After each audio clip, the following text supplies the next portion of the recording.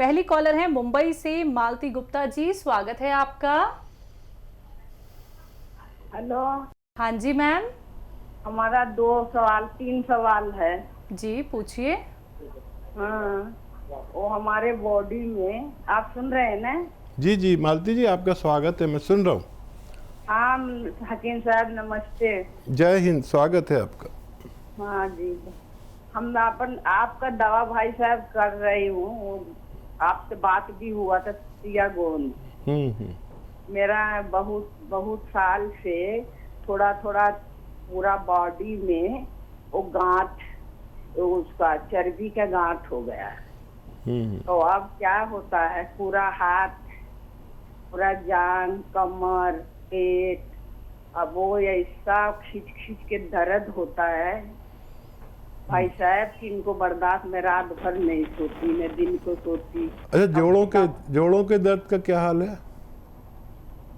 जोड़ों को दर्द तो ठीक लगता है ऐसा, मगर वो जो पूरा शरीर में तकलीफ है भाई साहब, वो जो गांठ है ना, उसके वजह से मैं सो नहीं पाती। कुछ दवा डॉक्टर को भी खाती हूँ, फैमिली डॉक्टर को, रोज डेली 2 खुराक, मगर वो भी आराम नहीं करता। मैं रात दिन भाई साहब सो नहीं पाती हूँ। और पेशाब में तकलीफ है, अब ये थोड़ा दिन से तकलीफ है कि पेशाब रोक नहीं सकती, गिर जाता है, ऐसा जोर से पेशाब आएगा जाते जाते, ये भी तकलीफ है।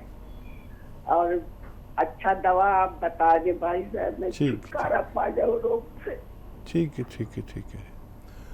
अच्छा, आप रोइए नहीं। देखिए, जोड़ों का दर्द की दवा आप ले रहे हैं तो जोड़ों का दर्द अच्छा है आपका। ये गांठों के दर्द के लिए गांठों को पिघलाना होगा, ठीक है। और मैं एक नुस्खा बता रहा हूँ, वो आप लेना शुरू करें, लेकिन इसमें टाइम बहुत लगेगा। जोड़ों का दर्द ठीक हो गया, बहुत अच्छी बात है, लेकिन गांठों का दर्द अलग होता है, जोड़ों का दर्द अलग।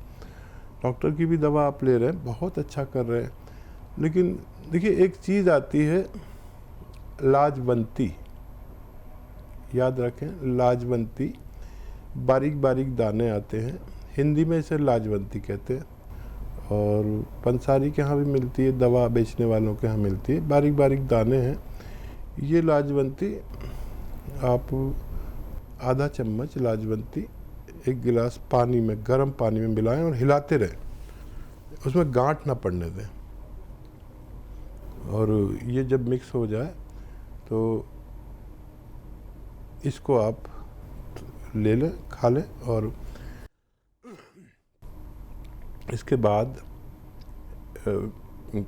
सोडा होता है खाने का, आपके किचन में खाने का सोडा 1 चुटकी, और 1 चुटकी नमक जैतून, ये असली लेना है, ये नकली भी मिल जाता है। सोडा तो आपके किचन में असली होता है, नमक जैतून असली ले लें। और 1 चुटकी नमक जैतून, 1 चुटकी खाने का सोडा, 2 गिलास पानी में मिलाएं और दिन में कम से कम 1 बार, ज़्यादा से ज़्यादा 2 बार इसको पी लिया करें। बहुत टाइम लगेगा, लेकिन फ़ायदा होना मुमकिन है। तो मैम आपको फ़ायदा हो जाएगा, लेकिन आप ऐसे हिम्मत बिल्कुल मत हारिएगा। आपकी तकलीफ़ हम बेहतर तरीके से समझ सकते हैं, क्योंकि ये तकलीफ़ आपको कोई कुछ महीनों की नहीं हुई है, बहुत सालों से आप परेशान हैं मैम। तो जो बात हकीम साहब ने आपको बताई है, इस बात पे गौर कीजिएगा और नुस्खा ज़रूर अपनाइएगा जो बताया गया है। कोई भी क्वेरी करना चाहती हैं या फिर आप दोबारा से बात समझना चाहती हैं, तो आप उसके लिए 24 आवर्स, यानी कि कभी भी दिन में आप हमारे हेल्पलाइन नंबर पे कांटेक्ट कर सकती हैं, जहां पे आपकी बात होती है हमारे एक्सपर्ट डॉक्टर्स की पूरी टीम से। अगली कॉलर हैं हरियाणा से सुधा जी, स्वागत है आपका। हाँ बिटिया रानी, बहुत ढेर सारा प्यार और सलाम। मेरे मसीहा आपको भी 1001 टाइम सलाम वालेकुम। स्वागत है सुधा जी का। हमारा तो दिन आपकी प्यारी सी मुस्कान और शायरी से ही शुरू होता है। आपके कलम बहुत खूबसूरत होते हैं, दिल को छू लेते हैं। आपकी प्यारी सी बातें दिल में एक मीठी सी हलचल मचा देती है। आज आपने जो जीवन का बीता हुआ एक किस्सा सुनाया, दिल रो दिया। हमें भी अपने जीवन की जुड़ी कुछ बातें याद आ गई। यह सच है कि अगर हम अपने खुदा को मनाते रहें तो वो देने में देरी नहीं करता। शुक्र और सब जिसने सीख लिया वह एक न एक दिन खुदा की रहमत का हकदार बन ही जाता है। सच बात, सच बात। आज आपने जो कुछ भी है अपनी काबिलियत की वजह से है। आप भगवान के बहुत करीब हैं। आपने अपना जीवन अपने ने नहीं हम सबके लिए जीते हैं, इसलिए आप खुदा आप पर मेहरबान है। आज प्रोग्राम देख लिया आपने? जी हाँ, आप खुद भी रोते हैं और हमें भी रुलाते हैं। खुदा से दुआ करती हूँ आप हमेशा स्वस्थ रहें, सलामत रहें, आपकी सारी बलाएं ले लें। दिल करता है सारी दुनिया की कायनात तुम्हारे कदमों में लाकर बिछा दूं, शायद वह भी कम होगा।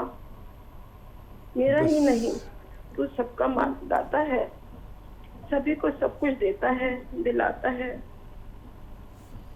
जो खाली था दामन मेरा उन्हीं ने भरा है। तेरा शुक्रिया है, तेरा शुक्रिया है। बहुत धन्यवाद। कोई सवाल भी है सुधा जी आपका? बहुत धन्यवाद आपका। जी हाँ, मेरा एक सवाल है। मैं यही पूछती थी जो अभी शैलजा ने किया। मैं भी सोची थी मैं जैतूनी नमक और मीठा सोडा लेती हूँ, 1 चुटकी और 2 चुटकी वो लेती हूँ जीरा। तो मेरा मन है कि मैं सिरके में वो डाल के ले लूँ, जो जीरे का सिरका मैंने मंगाया है आपके यहाँ से, उसमें 1 चुटकी जैतूनी नमक और 1 चुटकी वो डाल के ले लूँ। मीठा सोडा ज्यादा अच्छा रहेगा क्या? हाँ, उसमें यह जरूरत नहीं है। हाँ, जीरा तो डालने की ज़रूरत नहीं है, वो जीरे का ही सिरका है। बाकी दोनों चीज़ें आप डाल के ले सकते हैं, तो वो बहुत तेज़ काम करता है। और बहुत शुक्रिया। देखिए, आप हमारे सारे प्रोग्राम देखते हैं, हमसे जुड़े हुए। हमारे लिए दुआ आपकी बहुत कीमती है, बाकी कुछ भी कीमती नहीं आपकी दुआ के आगे। और बस ऐसे ही जैसे आप लोगों की सेवा करते हैं, करते रहें, हमारे साथ जुड़े रहें, और हम भी आपके लिए बहुत अच्छी सोच रखते हैं। बिल्कुल। अगले कॉलर हैं पंजाब से लता जी, स्वागत है आपका। नमस्कार मैडम जी। जी नमस्कार मैम। हाँ जी, नमस्कार। नमस्कार वीर जी। स्वागत लता जी का।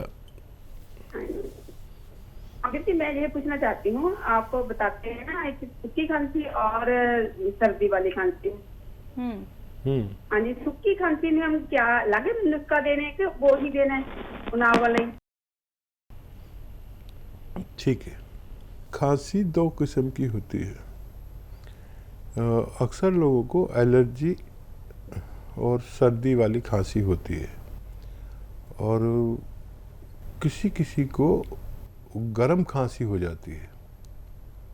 तो उसमें यही नुस्खा दे सकते हैं, लेकिन इसमें 1 ग्राम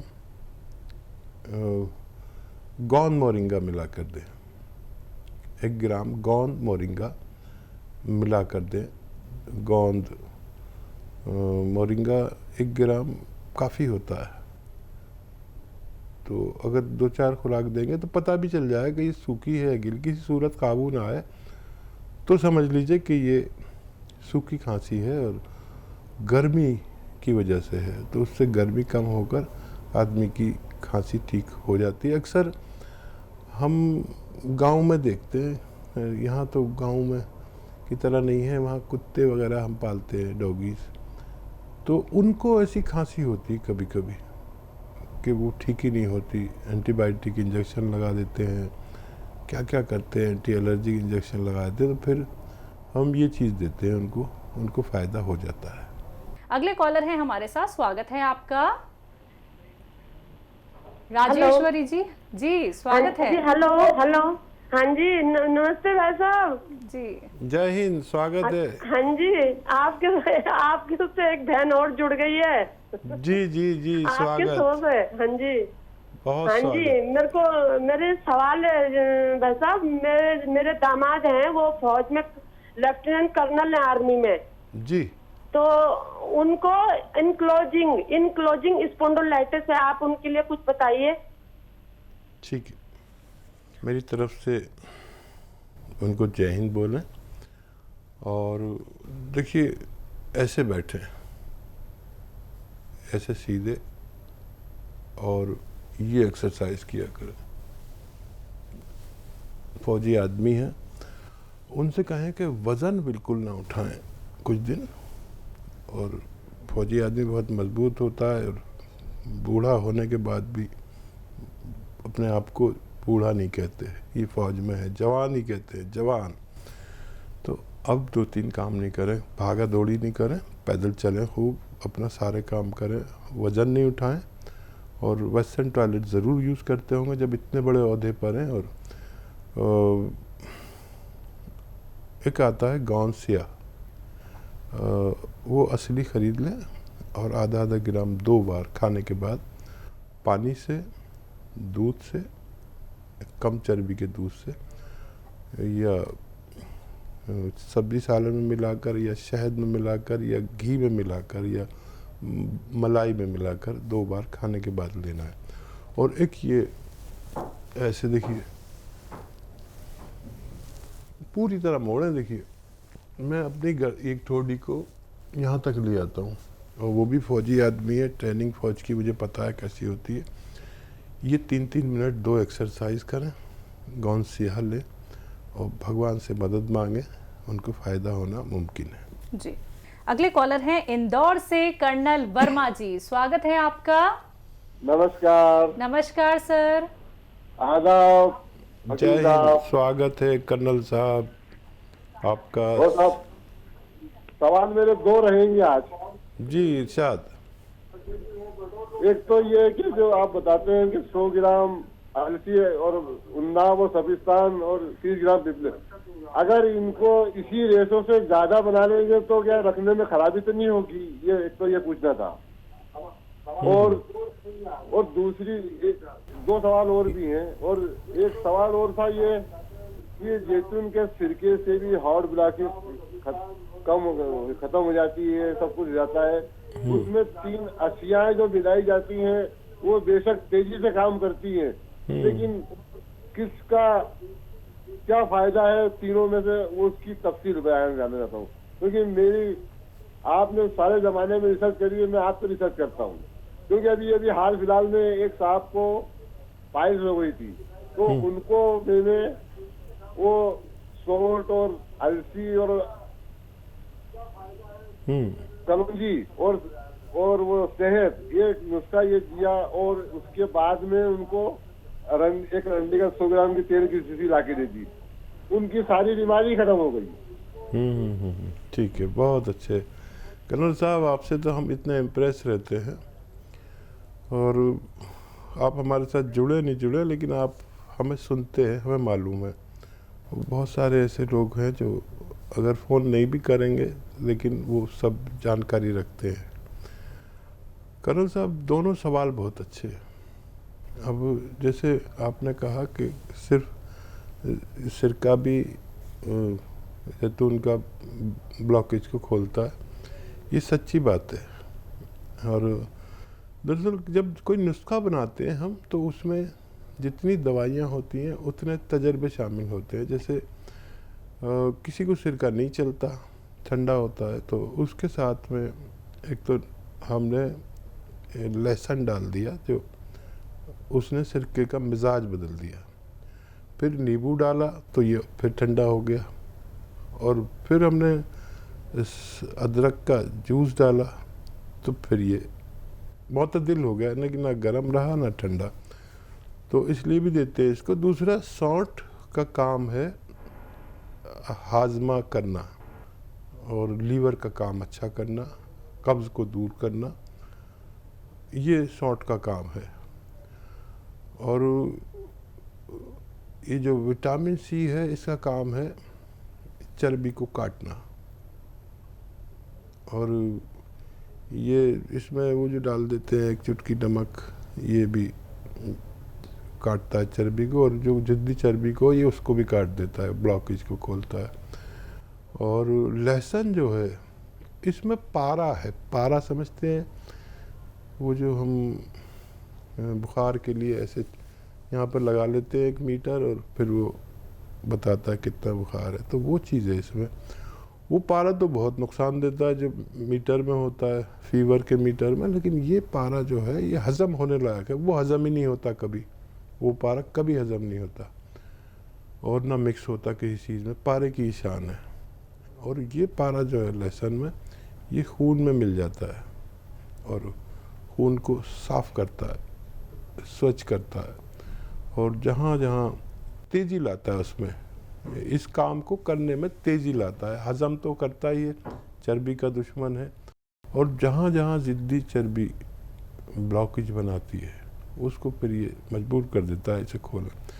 और वर्मा साहब इतने फ़ायदे हैं एक एक चीज़ के, आपको भी बहुत तजर्बा हो गया और आने वाले समय में और ज़्यादा तजर्बा होगा कि ये जो हम किचन में चीज़ें यूज़ करते हैं, अगर हम सही मात्रा में यूज़ करें तो ये दवाओं की नौबत ही ना आए। जैसे आपने किसी को नुस्खा दे दिया सौंठ का, तो बवासीर के मरीज़ थे और उनकी बवासीर ही ख़त्म हो गई, तो इसने हज़म ठीक किया। हज़म ठीक किया तो बवासीर कहाँ से रहेगी? हज़म ठीक कर लीजिए, बवासीर का नामो निशान मिट जाता है। और क्या सवाल था इनका? अलसी सपिस्तान वाला जो नुस्खा आप बताते हैं, अगर उसे हम ज़्यादा बना के लंबे वक्त तक रखें। हाँ, अच्छा देखिए, वो एक रेशो ये है, आप अपनी मर्ज़ी से ज़्यादा भी बना सकते हैं और दवा पिस जाने के बाद अगर उसको मॉइस्चर मिले या सही माहौल ना मिले तो ख़राब होने में ज़्यादा वक्त नहीं लगता। तो बना तो कितना भी सकते हैं, और जो वैसे मरीज़ नहीं हैं, ऐसे मरीज़ हैं जो ज़्यादा बनाना चाहते हैं, तो बेहतर ये होगा जिनको शुगर नहीं है वो इसी की सफ़ूफ की बराबर शहद में इसको मिक्स कर दें ताकि ख़राब होने का ख़तरा ख़त्म ही हो जाए। रेशो ये रहेगा, आप बना कितना भी सकते हैं, आपको फ़ायदा मुमकिन है।